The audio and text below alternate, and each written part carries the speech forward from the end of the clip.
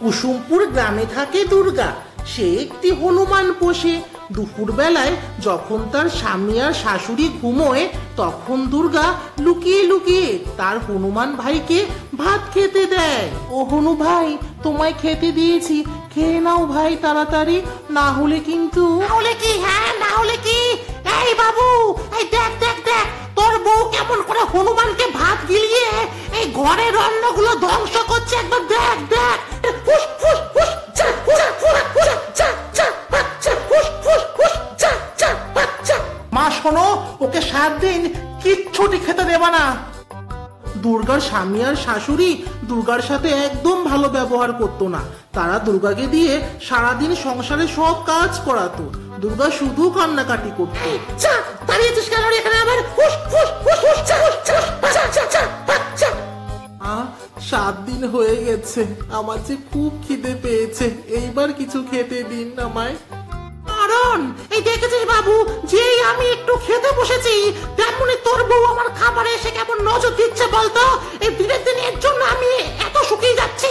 এই যাও তো যাও, কাজ করে কি যাও, তোমার কোনো খাবার দাবার হবে না, যাও। খিদের জ্বালায় কাঁদতে লাগলো। ঠিক সেই সময় তার হনু ভাই এলো। দুর্গা দিদি, ও দুর্গা দিদি, দুর্গা দিদি গো, ও দিদি। ও হনু ভাই, তুমি এসেছো কেন? চলে যাও ভাই, চলে যাও, না হলে কিন্তু ওরা তোমাকে। ছাড়ো তো ওদের কথা, তুমি বলছিলে না তোমার খিদে পেয়েছে? দেখো দিদি, আমি তোমার জন্য ফল নিয়ে এসেছি, খাও দিদি খাও। পাচ্ছি। আরে বাবু, দরজাটা বন্ধ করতো, আজ দুটোকেই আমি এই মজা দেখিয়ে ছাড়বো। এরপর দুর্গার স্বামী ঘরের দরজা বন্ধ করে দিল। দুর্গা ও তার হনুভাইকে ঘরে আটকে রাখলো।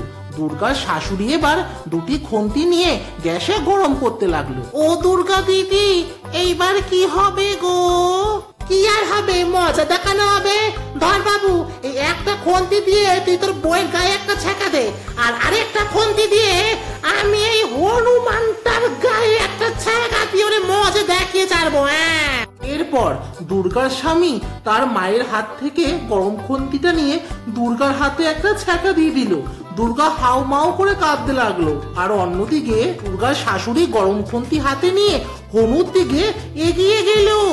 এই বুড়ি, এই ভালো হবে না কিন্তু, একদম কিন্তু আমার কাছে আসবি না, আমিও কিন্তু তোকে মজা দেখিয়ে ছাড়বো। বুড়ি সরে যা বলছে, সরে যা বুড়ি, সরে যা। এরপর দুর্গার হনু ভাই দুর্গার শাশুড়ির কাছ থেকে গরম খুন্তিটা কেড়ে নিয়ে উল্টো শাশুড়ির নাকের মধ্যেই গরম খুন্তি ছ্যাঁকা দিয়ে দিল। ও মা গো, নাকটা আমার গেল গো, নাকটা আমার গেল। আমি ওষুধ দিয়ে দিয়েছি আপনার মাকে, আশা করছি উনি সুস্থ হয়ে যাবেন। আর যদি সুস্থ না হয় আমি এসে পড়ে কেচে দিয়ে নাকটা কেটে দেব। আমার হচ্ছে হাতে খুব ব্যথা করছে, আমায় একটু ওষুধ দিন। যাও যাও, কোনো ওষুধ ফষুধ হবে না, যাও কাজকর্ম করে গিয়ে, যাও যাও। আজ তোমার জন্য আমার এই অবস্থা। ও মা গো, আর অনুরে কোনোদিনও ছ্যাঁকা দিতে যাব না গো। ও দুর্গা দিদি, তোমার স্বামী আর শাশুড়ি তোমাকে এত অত্যাচার করে, তুমি কেন ওদের কিছু বলো না দিদি? আঘাত করতে না পারো, পোষ তো করতে পারো গো দিদি। আমি যে আমার শাশুড়ি মার স্বামীকে বড্ড বেশি ভালোবাসি গো হনু ভাই।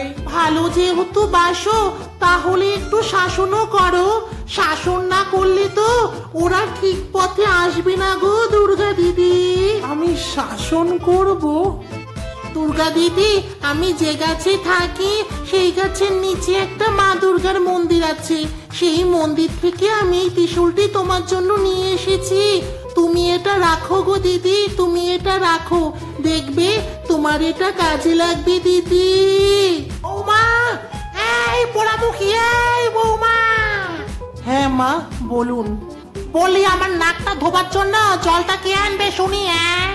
এই তো মা, আপনি বসুন, আমি নিয়ে আসছি। এই বৌমাই শোনো, বলি তোমার হাতে ওষুধ দিয়েছো, তুমি ওষুধ কোথা থেকে পেলে? মা, আপনি যখন শুয়েছিলেন তখন আপনার থেকে একটু ওষুধ নিয়ে আমি আমার হাতের মধ্যে একটু দিয়েছি মা। তুমি আমার ওষুধ চুরি করেছো? এই বাবু, এই দেখ তোর বউ আমার থেকে আমার ওষুধ চুরি করে হাতে দিয়েছে। মা, আমি আবারও জমালো, তাহলে তোমার বৌমাকে আরেকটা ছ্যাঁকা দিয়ে দি। দে দে, এ আমার মতো পোড়ামুখীর নাকে একটা ছ্যাঁকা দিয়ে দে। দে দে দে দে। ও দুর্গা দিদি, আর চুপ করে থেকো না গো দিদি, এইবার প্রতিবাদটি করো। হনু ভাইয়ের কথায় দুর্গার হুঁশ এলো। সে এবার ত্রিশূল হাতে তার স্বামীর দিকে ছুটতে লাগলো। তার এই রূপ দেখে তো তার শাশুড়ি মাও খুব ভয় পেয়ে গেল। তার শাশুড়ি মাও এবার দৌড়াতে লাগলো।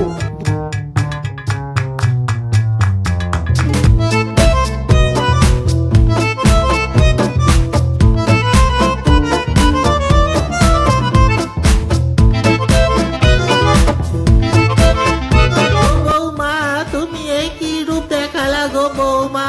ও বৌমা, আমরা আর তোমার সাথে খারাপ ব্যবহার করব না গো।